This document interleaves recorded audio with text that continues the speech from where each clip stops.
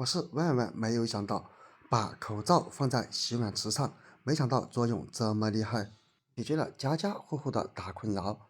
做法简单、省钱又实用，赶紧跟着视频一起来学一学吧。大家好，我是鹏鹏。一次性口罩是我们非常常用的一种防护工具，像现在有很多家庭都还备用吧。但是你们知道吗？其实一次性口罩它也有保质期，一般情况下是3到5年。而其实这些一次性口罩除了用来戴之外，其实在生活当中还有很多的妙用，但是很多人并不知道而已。那么它到底有哪些妙用呢？别走开，我们接着往下看。首先，我们得先了解一下口罩它的构造。首先由2层过滤网和1层围防布组成，接下来就是由1根鼻梁条和2根耳挂绳组成。其实这口罩它的每一个部位在生活当中都还有很多的作用。首先我们先把口罩给它剪开，第一步剪去挂耳绳，然后把口罩从鼻梁条顶端这里给它剪开，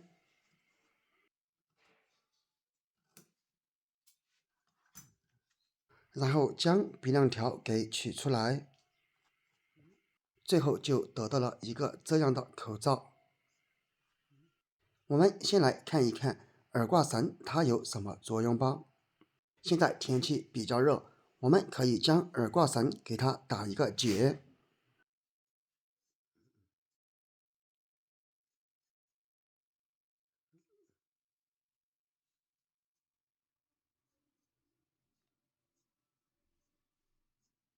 最后就成了这个样子。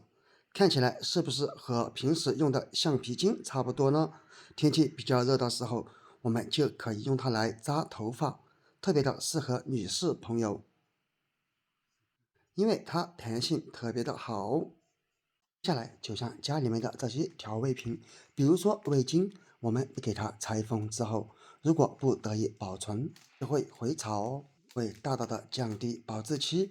而这时候我们应该怎么办呢？其实非常简单，只需要把调味品的口子给它这样捏起来，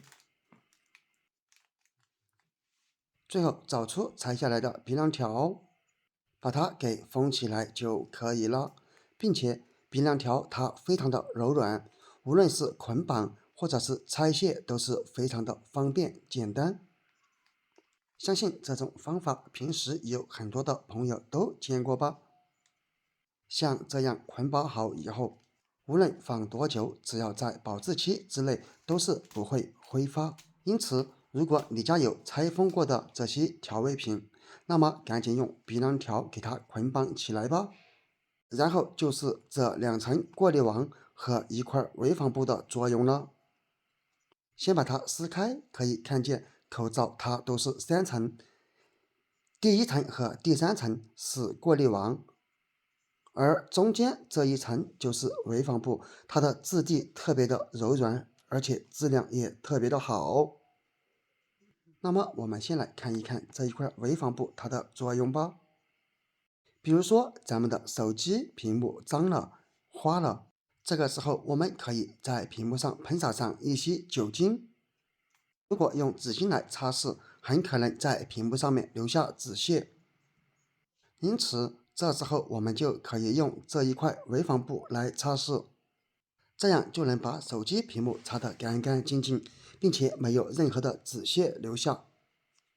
当然了，这一块围防布除了用来擦拭手机之外，也可以用来擦拭皮鞋，因为质地柔软，不用担心把鞋面给它擦花擦坏。擦拭过后，来看一看手机屏幕是不是洁净如新呢？然后就是家里面的不锈钢水管，上面有许多的水渍、污垢等等，我们可以给它淋湿，然后只需要在水管子上面轻轻的一擦拭，就能把上面的污垢和水渍擦得干干净净。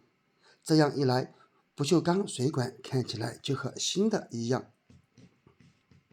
并且这一块围防布沾水过后，它也不会像纸巾一样那样坏掉。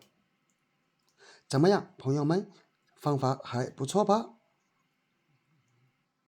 最后就是2块过滤网，比如说我们家里面的水龙头水流比较大，如果我们在洗手的过程当中，也有可能因为水流过大而把水溅在身上，并且像家里没有安净水器的，水可能也有杂质之类的。因此，我们可以找出一块这样的过滤网，给它包裹在水龙头上，